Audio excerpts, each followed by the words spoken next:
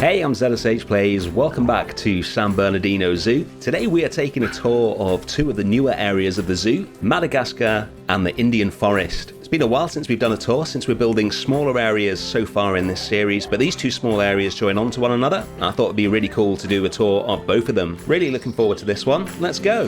We're going to start our tour today here at the Prairie Dogs, because it is just next to Madagascar over there. We've not toured this habitat yet, so let's take a look at that.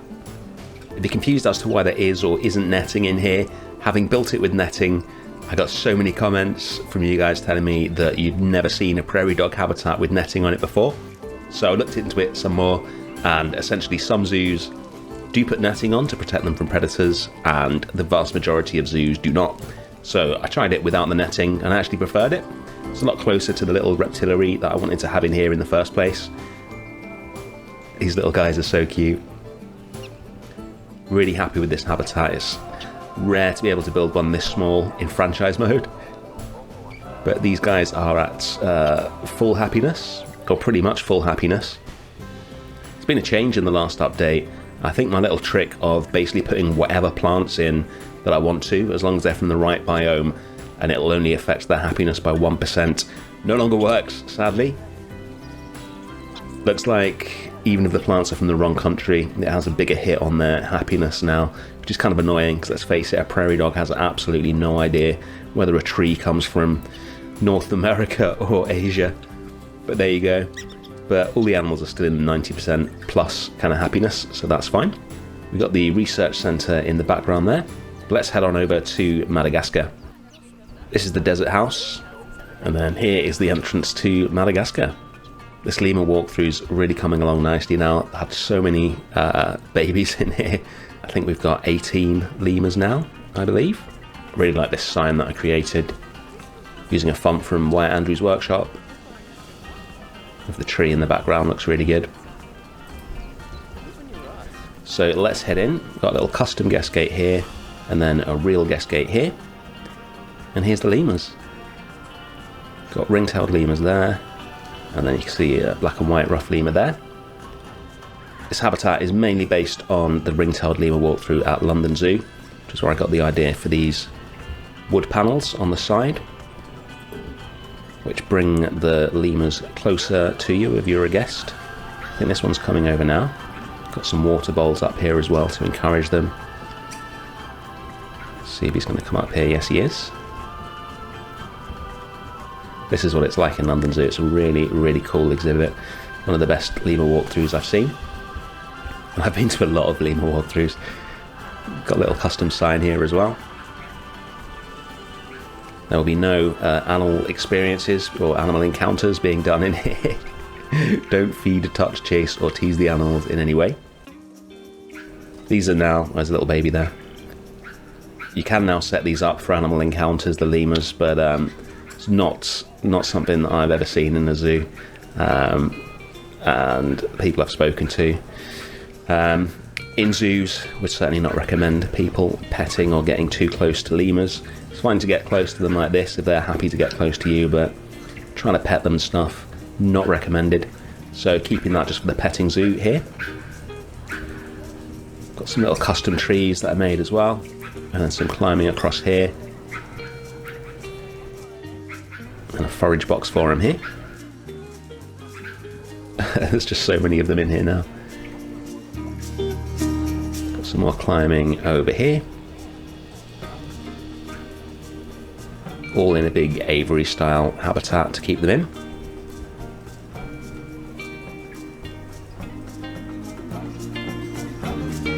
And yeah, that's the lemur walkthrough. I think it's one of my favourite parts of the zoo, this. Wasn't the most complicated of builds, but it just works really nicely. It looks really good, and the walkthrough kind of function works really well. Let's move on and check out the Fossa Forest. So we're going to go out this other guest gate here, through another custom guest gate, and here's the Fossa Forest.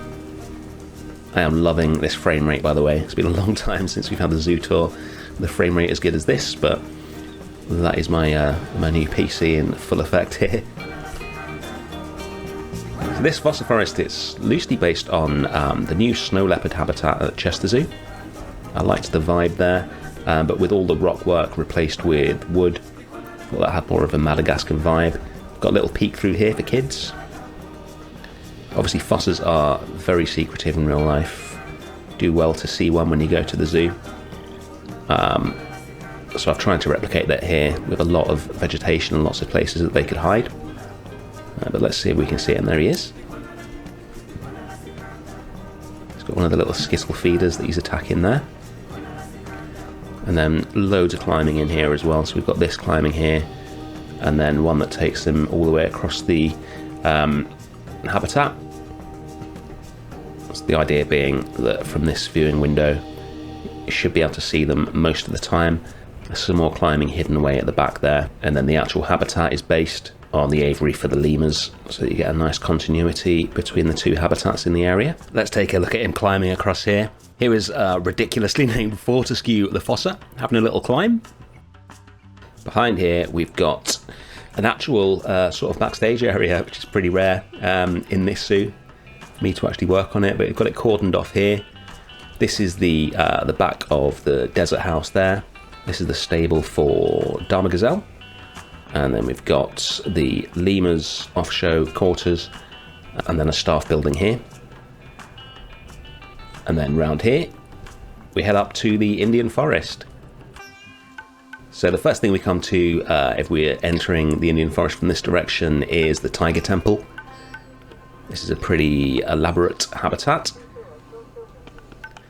And it now contains 2 tigers because I have built at last the habitat for the female, which we'll go and take a look at in a second. So at this stage, we've got both tigers in here for breeding purposes. So in a real zoo, you don't keep male and female tigers together. They tend to fight. Normally you'll keep them separately, and then if you are wanting to breed them when the female's in season, you will very carefully introduce the male into the habitat and then remove them again if they breed.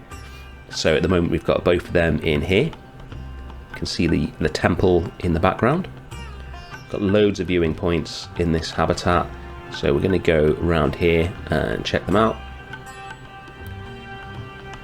A lot of strangler figs and trees like that in this habitat.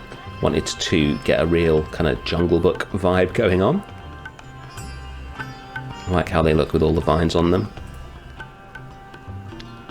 Lots and lots of roots everywhere. So having seen them through mesh up there, we've got another view through glass down here. There's one.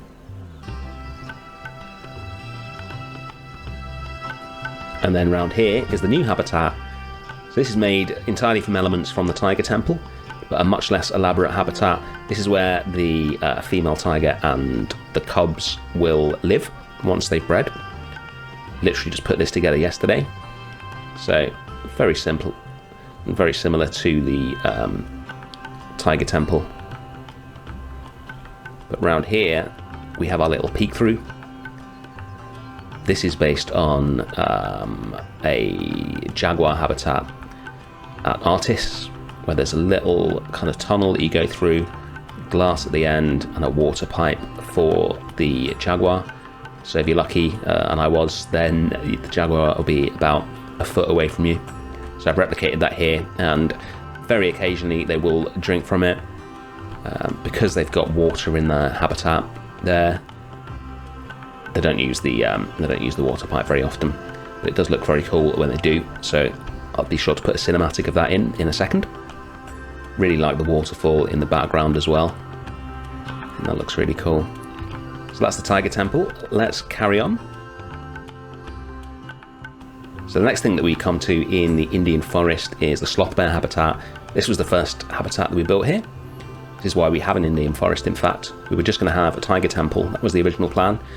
But when the Eurasian Animal Pack came out, I really wanted to add the sloth bear, so I decided to expand the tiger temple into a full Indian area. So this is a pretty elaborate habitat, lots of different things going on, and lots of different viewing for the guests.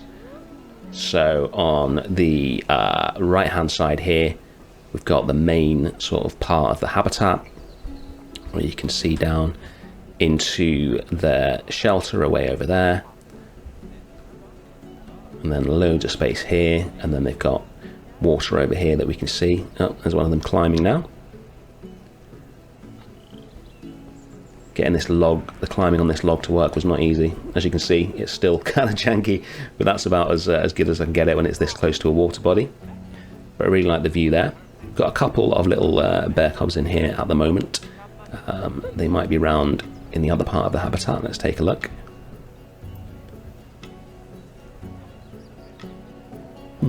Don't think so. These are connected by a tunnel that goes under the floor here. So they might be in the tunnel, or they might be in their shelter away over there. They do like swimming as well. They might even be in the water. There's another little view up here. We'll go up there and see. Here we go. There we go. There they are. Very cute little family scene there.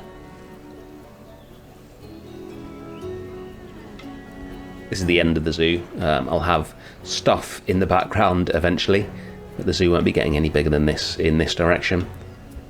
I think there is a road behind this habitat, but we need some buildings or trees or something like that just to block out the view over there.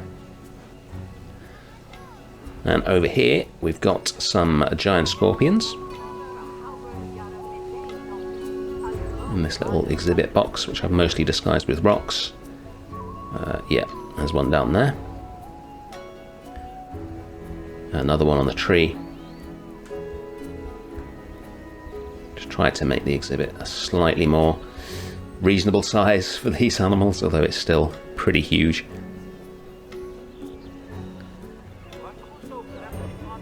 And then we head down into the beginning part of this area. This is where it joins on to Amazonia. And the final habitat in here is the Indian aviary. So this is for all sorts of birds, with Indian peafowl being the kind of real bird, and then lots of prop birds in the background. Yeah, a little sign here. What have we got? Eurasian spoonbill, glossy ibis, white-crested laughing thrush, Asian fairy bluebird, Asian emerald dove, little egret. And I've just realised I've forgotten to put the Indian peafowl on there. We'll need to update that.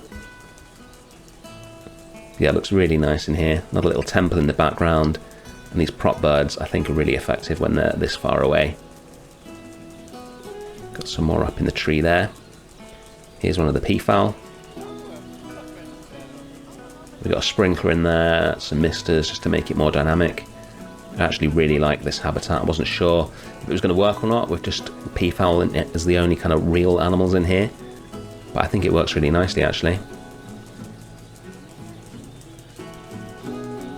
Let's take a look at the entrance to this area. So you can come in from this way as well. You can come in from Amazonia to here. So we've got this sign here. And then there's a path down here that takes you back past Madagascar. Especially with the walkthrough, you really don't want that to be the only route through the zoo. So there's the walkthrough, and then there's this path, which just takes you directly to here. Now, we always end the episodes at the Explorers Club monolith, and today we can actually walk there because we are right next to it. So we've got the Jaguar Dome up here, and then on the left as we come up here is the Explorers Club monolith. Getting very close to filling side 2 of this. Thank you everyone who has joined, and if you want to see your name on this monolith, then hit the join button on the channel and I will add you on there. And that is Madagascar to India. Thank you so much for watching as always. I'll see you again next week for some more Planet Zoo.